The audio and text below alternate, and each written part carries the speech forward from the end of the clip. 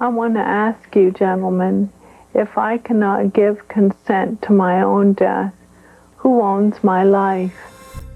Let me ask you an ethical question. If someone is suffering from a serious and agonizing terminal illness, should they be able to request a medically assisted death?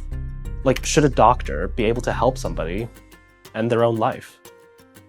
The laws in a handful of countries, including Canada, say, yeah, providing a safe, legal, and dignified death to people who are suffering, who are dying, who are freely consenting, and who crucially asked for it in the first place. Like, these are not people who are pressured into it.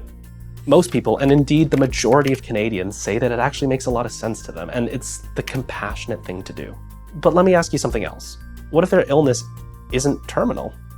What if it isn't strictly physical? Like, what if it's a mental illness? And what if they don't even want to die? Continue to delve into medically assisted dying. The right to have a doctor help her kill herself.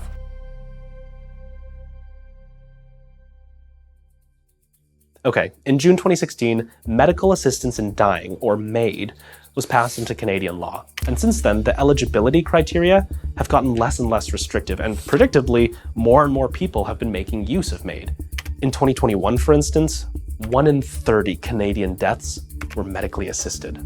Now, I want to be clear, the vast majority of those people were in the late stages of a terminal illness or very close to dying already. Like, this is not some fear-mongering video about how healthy 20-something-year-olds are lining up to get euthanized. This is not an anti-MAID video. But that being said, 1 in 30 is a pretty startling number, and with MAID being a literal life and death matter, let's talk about how it works, why people are concerned, and whether or not we've inadvertently created a system where we're forcing people to choose between poverty and death. The legal case for physician-assisted suicide was first broached in the 90s by 42-year-old Sue Rodriguez of British Columbia. She challenged Section 241B of the Canadian Criminal Code. That's the part that criminalizes assisted suicide, on the grounds that it violated the Canadian Charter of Rights and Freedoms. You see, Rodriguez was suffering from ALS, and she was told that she had less than a year to live.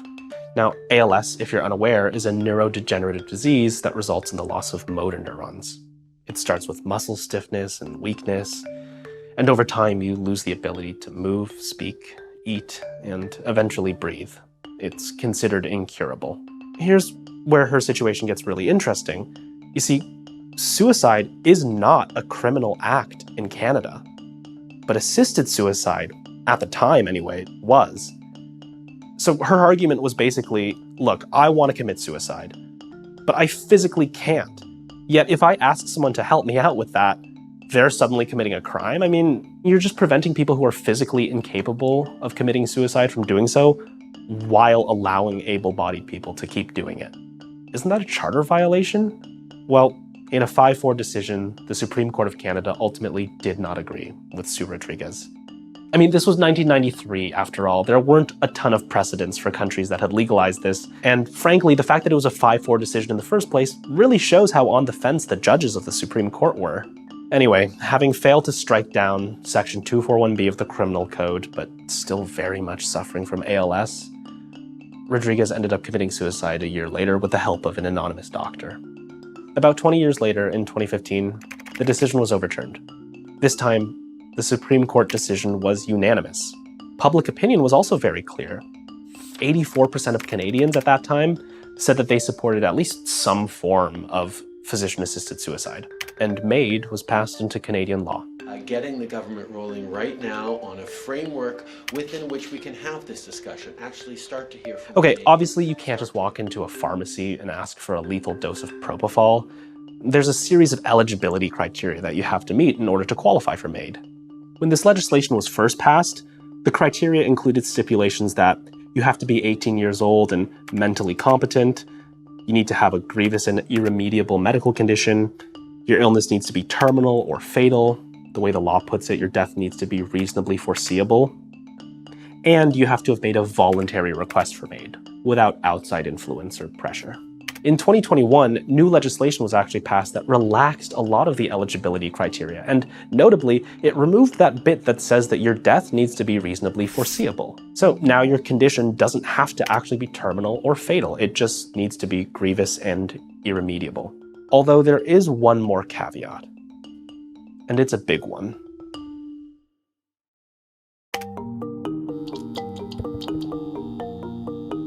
Right now, as I record this video, you are not eligible for MAID if your only illness is a mental illness, something like anxiety or depression or personality disorder, but depending on when you're watching this video, that might no longer be the case. Specifically, the plan is that after March 17th, 2024, Canadians who are only suffering from a mental illness may become eligible for a medically assisted death. And this has sparked a lot of debate. Now, on one hand, and I really hope this is uncontroversial, mental illnesses and the suffering that they cause are very, very real. I mean, there's even studies that show that physical and psychological pain even light up the same areas of the brain. But hopefully you don't need an fMRI study to understand the point that if a chronic and intractable mental illness is capable of causing real suffering, then whatever logic or moral framework you use to justify MAID for other non-terminal illnesses should probably apply to mental illness, right? But some ethicists and psychiatrists don't think it's that simple. I mean, for starters, mental illness is a lot harder to pin down. How it's treated, how people react to treatment, and the symptoms that people feel vary a lot from case to case. I mean, suicidal ideation, mood swings, personality changes, these are all symptoms of a lot of mental illnesses.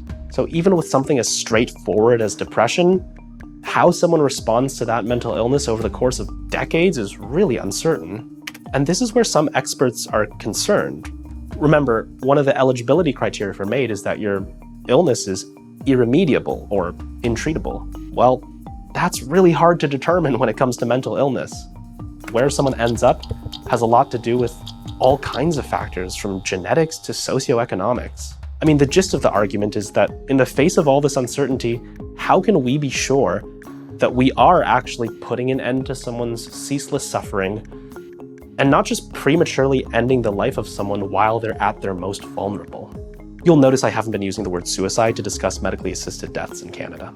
Not only is there a technical distinction, suicide is usually something one does to themselves, but there's also a philosophical one.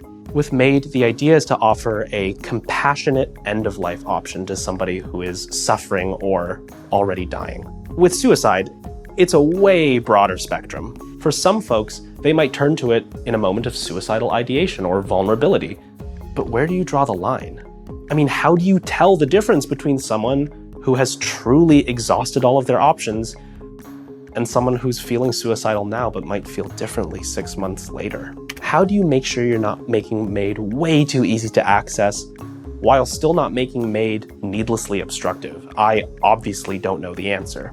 But ultimately, for MAID to work as intended, researchers, ethicists, and policymakers all agree that autonomy needs to be front and center. I mean, that's where this whole conversation started in the first place. It needs to be the individual's choice. No pressure can be applied, and other options need to have at least been presented first.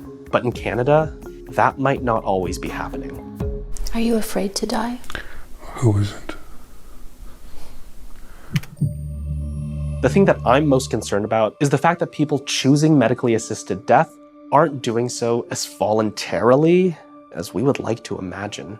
I'm talking about people who have chronic diseases or disabilities that have turned to MAID even though they don't actually want to die. Why? Well, it's because they just don't feel like their other options are feasible. Madeline, for example, a woman we spoke to on an episode of Canadaland, revealed to us that she wants to keep living, but the treatments for her illness are just prohibitively expensive and government assistance just isn't cutting it. Amir Farsood, a St. Catharines man whose story made headlines last year, also stated explicitly he didn't want to die, but he chose MAID as an alternative to homelessness. Now, it should probably be mentioned that people with disabilities in Canada are 3 times more likely to be below the poverty line than folks without disabilities. Plus, while we have free healthcare in Canada, things like prescriptions, long-term care, and at-home care, these things aren't covered or fully covered for a lot of folks. And with housing and living costs soaring across the country, disability benefits aren't really doing much to close the gap either. So for people with disabilities and disability rights activists, these kinds of external pressures, from lack of accessible treatment to stigmatization to financial struggles, these things can start to feel sinister. If we're failing to meet the needs of people with disabilities and denying people the things they need to lead a dignified life, and then offering them a medically assisted death in the same breath, what's the message that we're sending? In a perfect world, MAID would be uncontroversial. I mean, in a perfect world, pain and suffering and disease wouldn't exist either. But look, it may not be perfect, but I think that the issues with MAID are less about the program itself and more about the ways that it interacts with our already broken, shitty systems. From housing to wealth inequality, so many issues in Canada intersect with MAID. We've put together a curated collection of some of our favorite episodes of Canada Land. The first collection is all about broken systems in Canada. From policing to Canada's not-so-good divorce system to that episode I mentioned earlier, speaking with Madeline about her experiences with MAID. There's a ton of great stuff over there, so check it out. There's a link in the description, or you can click the eye in the corner of your screen. And finally, thank you so much for watching. We're trying something new here, so if you like this kind of content, give us a like, hit subscribe. It really does make a difference. And if you're feeling particularly inspired and want to support independent journalism in Canada, you can become a supporter at canadaland.com/join.